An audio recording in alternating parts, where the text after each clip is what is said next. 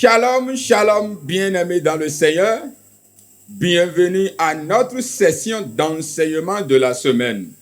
Je suis là pour partager ce petit enseignement avec vous et je vous prie de bien le suivre jusqu'à la fin. Prions.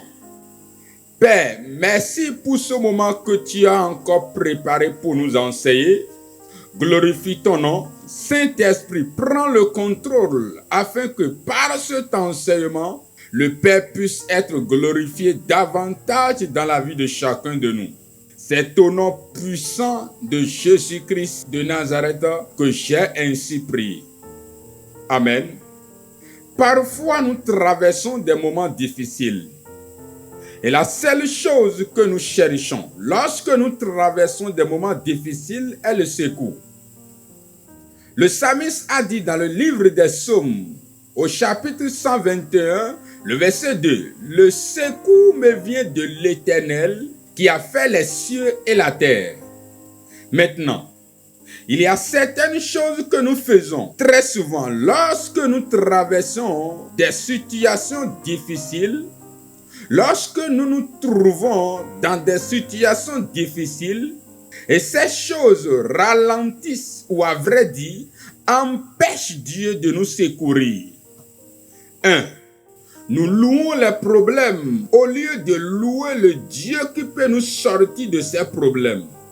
Nous glorifions les problèmes au lieu de glorifier le Dieu qui a en lui et en sa possession la capacité de nous en délivrer. Quand vous commencez par louer un problème, quand vous commencez par glorifier un problème, le problème devient votre maître et vous son serviteur. Et le maître a le pouvoir, le droit légal de faire de son serviteur tout ce qu'il veut, tout ce qui lui plaît. Alléluia. Quand vous commencez par glorifier un problème, il devient plus gros, plus grand et plus costaud que Dieu, ce qui empêche Dieu de pouvoir vous venir en aide. Ce qui vous arrive maintenant est déjà arrivé à quelqu'un dans le passé. La situation que vous traversez maintenant, quelqu'un l'a déjà traversé dans le passé. Mais pourquoi vous vous mettez à célébrer le problème, tout comme si c'est vous la première personne qui l'a attaqué? Je dis très souvent quelque chose. Je n'aime pas louer les problèmes. Je n'aime pas célébrer les problèmes. J'aime les dévaloriser. J'aime les ignorer. Vous savez pourquoi? Un problème que tu ignores, un problème que tu dévalorises ne va pas durer dans ta vie. Alléluia. Quand quelqu'un entre dans votre maison, le temps qu'il fera chez vous dépendra de la façon dont vous l'avez accueilli. Ignorez-le. Ne lui donnez pas de l'eau à boire, ni de la chaise pour s'asseoir. Ne lui adressez pas la parole et voyez s'il va durer dans votre maison avant de partir. C'est de la même manière que nous devons traiter les problèmes. C'est de la même manière que nous devons traiter les maladies. Alléluia. Mais quand la personne entre chez vous et vous l'accueillez bien en lui servant de la chaise, de l'eau, de la boisson, de la nourriture, il va non seulement durer longtemps, mais il va aussi vous faire dépenser et vous faire perdre beaucoup de temps. La place que vous donnez à la maladie qui vous a attaqué détermine aussi la durée qu'elle va faire dans votre vie, les dépenses qu'elle va engendrer et le temps qu'elle va vous faire perdre. Quand la maladie vient et vous commencez par appeler votre médecin ou le docteur spécialiste dans le domaine, au lieu d'appeler Dieu, le grand médecin, au nom de son fils Jésus-Christ, les dépenses aussi vont en suivre. Quand les maladies viennent et vous courez pour aller dans les hôpitaux et vous courez pour aller prendre des médicaments dans les pharmacies, les dépenses aussi vont en suivre. Alléluia. Je n'aime pas glorifier les problèmes, j'aime les dévaloriser. S'ils viennent vers moi 1000 fois, je les dévalorise 1000 fois. Je les ignore et je les chasse au nom de Jésus et ils n'ont plus aucune raison de rester. Votre vie est comme une maison et vous êtes en quelque sorte le propriétaire. Ce que vous n'autorisez pas n'a pas le droit de rester chez vous. L'étranger peut ne pas frapper la porte et rentrer dans votre maison. Mais le temps qu'il fera dépendra de vous. S'il va sortir et revenir après, c'est à vous de le décider. Et c'est comme ça que nous devons traiter les problèmes. C'est comme ça que nous devons traiter les maladies qui entrent en flagrant délit dans notre vie. Nous avons le pouvoir de les dire. Tu sors tout comme tu es entré et tu ne reviens plus jamais. Ou nous avons le pouvoir de lui dire, tu peux rester ici. Et une telle décision ne restera pas sans conséquence. Alléluia. La parole de Dieu déclare dans Matthieu chapitre 18, le verset 18. Je vous le dis en vérité, tout ce que vous lierez sur la terre sera lié dans le ciel. Et tout ce que vous délierez sur la terre sera délié dans le ciel. J'aime la version qui dit, tout ce que vous accepteriez sur la terre sera accepté dans le ciel. Et tout ce que vous refuserez sur la terre sera refusé dans le ciel. Alléluia. Vous acceptez la situation, elle va durer longtemps. Vous acceptez la maladie, elle va rester longtemps. Mais lorsque vous refusez les présents dans votre corps, en tant que le propriétaire et un être surnaturel disposant des droits légaux sur la terre et dans le ciel, elle ne peut que prendre ses bagages pour partir. Arrêtez de célébrer les problèmes et célébrer le Dieu qui peut chasser le problème. Certaines personnes, lorsqu'une petite chose les arrive, leur téléphone se transforme en une station radiodiffusion et leur bouche en une chaîne télévisée pour faire connaître tout ce qui les arrive même à des kilomètres de leur demeure. C'est une façon de glorifier le problème. C'est une façon de faire la promotion de ce qui se passe mal dans votre vie. Vous n'êtes pas appelé à annoncer les mauvaises nouvelles aux gens, mais plutôt les bonnes nouvelles. Matthieu chapitre 24, le verset 14 dit, « Cette bonne nouvelle du royaume sera prêchée dans le monde entier pour servir de témoignage à toutes les nations. Alors viendra la fin. » Marc chapitre 13, le verset 10 aussi dit ceci. « Il faut premièrement que la bonne nouvelle soit prêchée à toutes les nations. » C'est la bonne nouvelle que vous devez prêcher, pas la mauvaise nouvelle. Car la bonne nouvelle glorifie Dieu, mais la mauvaise nouvelle glorifie Satan. Celui qui a un style de vie de propagation des mauvaises nouvelles est continuellement victime des mauvaises nouvelles. Mais lorsque vous propagez la bonne nouvelle, les bonnes choses que Dieu fait dans votre vie, vous glorifiez Dieu votre Père et il vous préserve contre les mauvaises nouvelles. Alors nous ne devons pas glorifier, nous ne devons pas célébrer les problèmes que nous avons, mais nous devons ignorer ces problèmes en glorifiant Dieu. Et c'est là que nous provoquons son secours pour le changement de notre situation qui va très bientôt nous établir dans notre témoignage. Alléluia. 2. Nous nous inquiétons. Nos inquiétudes constituent une grande barrière qui nous sépare, nous et Dieu, lorsque nous nous trouvons dans des situations difficiles. L'inquiétude nous désarme et nous rend vulnérables. L'inquiétude nous empêche de prier. L'inquiétude nous empêche de louer et d'adorer Dieu. L'inquiétude vole notre foi. L'inquiétude vole notre nature surnaturelle et nous convertit en des personnes ordinaires. L'inquiétude nous empêche de nous rappeler de la parole de Dieu. L'inquiétude nous vole notre paix, notre confiance en Dieu et attaque notre cœur et nos pensées.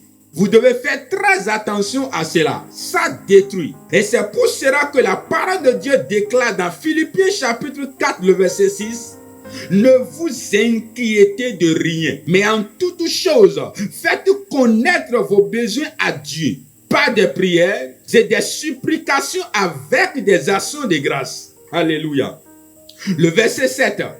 Et la paix de Dieu qui surpasse toute intelligence gardera vos cœurs et vos pensées en Jésus-Christ.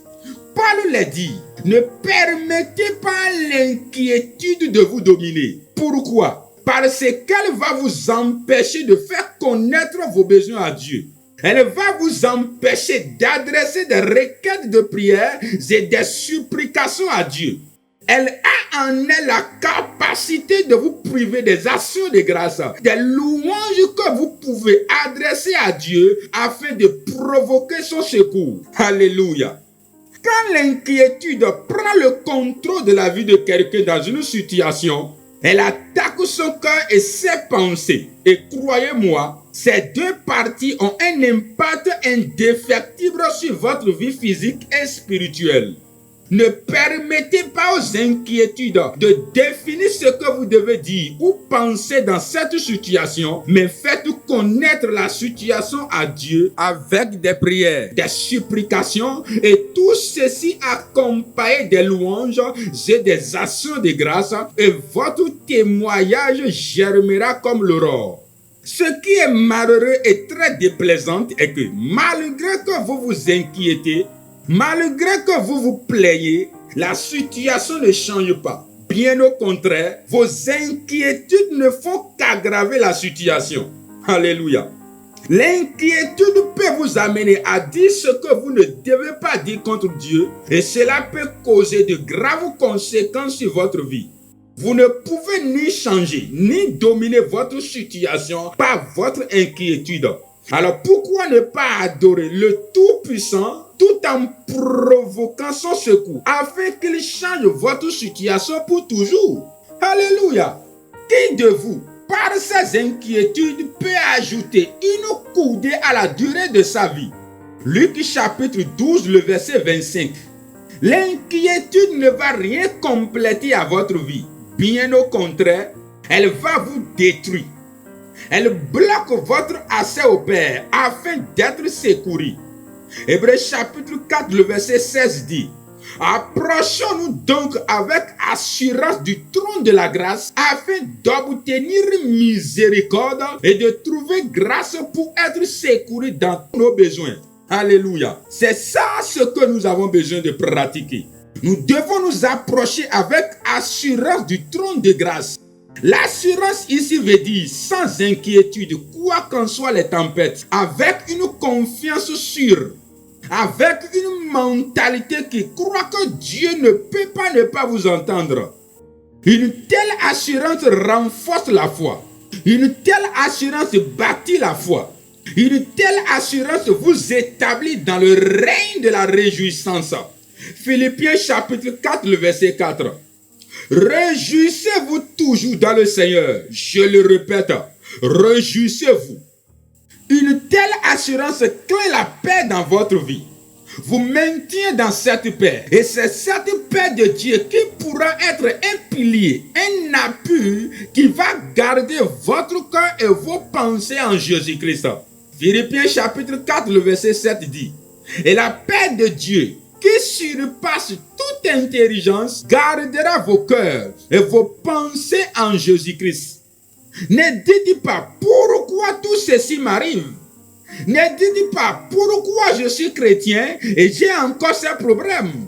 Seuls ceux qui sont morts et enterrés dans une tombe, qui n'ont plus de problèmes dans ce monde. Mais ce sont les problèmes qui prouvent que vous êtes vivant. Ce sont les problèmes qui prouvent que vous avez la vie en vous. Ce sont les problèmes qui prouvent que vous êtes une personne qui compte dans ce monde. Que vous êtes une personne qui a encore quelque chose à prouver dans ce monde. Ce sont les problèmes qui prouvent que vous êtes un danger pour Satan. Alors ne les laissez pas vous vaincre, car plus grandes seraient vos tribulations, mais beaucoup plus grands seront vos témoignages. En toute chose, faites connaître vos besoins à Dieu par des prières et des supplications avec des actions de grâce. N'oubliez pas ceci. Tout ce qui réussit à vous voler votre vie de prière, votre vie de louange, vos actions de grâce envers Dieu, votre confiance en la parole de Dieu, vous vole toutes les meilleures armes que vous disposez et vous rend maintenant vulnérable à tous les traits de Satan. Satan veut vous voir toujours abattu, malade, inquiétant. Il veut même que vous maudissez Dieu comme si c'est lui la source de votre problème. Comme l'exemple de Job dans Job chapitre 2, le verset 9. Sa femme lui dit: tu demeures ferme dans ton intégrité, maudis Dieu et meurs.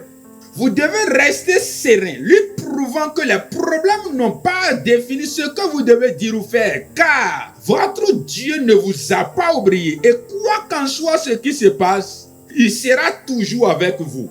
Ésaïe 41, le verset 10 dit, « Ne crains rien, car je suis avec toi. Ne promène pas de regards inquiets, car je suis ton Dieu. Je te fortifie. Je viens à ton secours. Je te soutiens de ma droite triomphante. » Alléluia. Je peux vous dire ceci. Faites très attention à ceux qui vous entourent lorsque vous traversez des situations difficiles. Car vous pouvez ne pas vouloir pleurer, mais cela va arriver à cause de ceux qui pleurent autour de vous. Vous pouvez ne pas vouloir mal parler, mais ceux qui parlent autour de vous vont vous contaminer. Jésus n'a pas besoin de pleurer pour un mort, car il sait qu'il suffit qu'il prononce un seul mot et le mot va sortir de sa tombe. Mais dans Jean chapitre 11, le verset 35, la Bible déclare, Jésus pleura. Il n'en a pas besoin parce qu'il est la seule personne sur qui les autres se confiaient avec l'espoir que Lazare puisse encore revivre. Mais il a pleuré à cause des pleurs qui sont autour de lui, à cause des larmes que les gens coulaient autour de lui. Si Jésus pleure, imaginez ce qui va arriver à ses disciples. La Bible dit, rendez continuellement grâce pour toutes choses à Dieu le Père, au nom de notre Seigneur Jésus-Christ. Éphésiens chapitre 5, le verset 20. Lorsque les expressions comme « je rends grâce à Dieu »,« Père, merci »,« Seigneur, je bénis ton nom », que toute la gloire soit rendue à Dieu, disparaissent de votre cœur, disparaissent de votre bouche, disparaissent de vos pensées, les doutes, les inquiétudes commencent par prendre place. Ne permettez pas aux inquiétudes, ne permettez pas aux doutes, aux mauvaises pensées de vous dominer dans les situations. Mais ayez toujours la louange de Dieu dans votre bouche.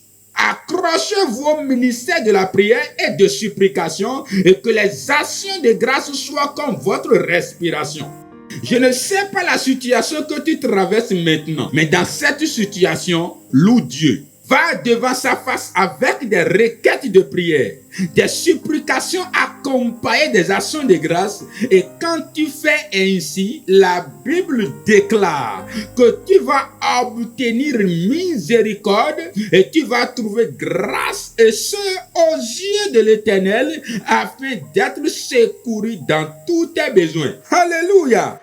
Et toi qui traverses une situation difficile maintenant, que le secours de Dieu te localise dans le nom de Jésus-Christ. Je déclare la fin de tes pleurs dans le puissant nom de Jésus-Christ de Nazareth. Envie de faire de Jésus votre Seigneur et Sauveur personnel, fais cette prière avec moi.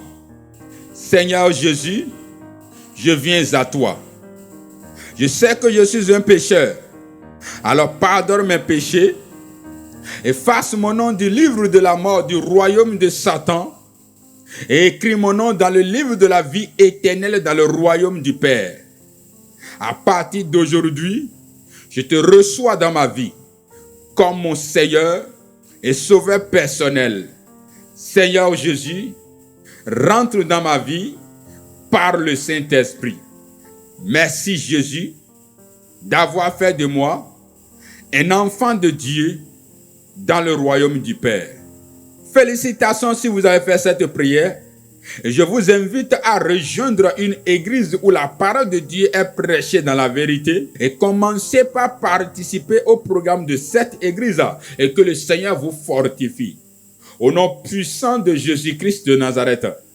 Abonnez-vous à notre chaîne tout en activant la cloche de notification pour ne pas manquer nos prochaines vidéos. Partagez aussi l'enseignement avec d'autres personnes car quelqu'un en a besoin. Demeurez bénis au nom puissant de Jésus-Christ de Nazareth.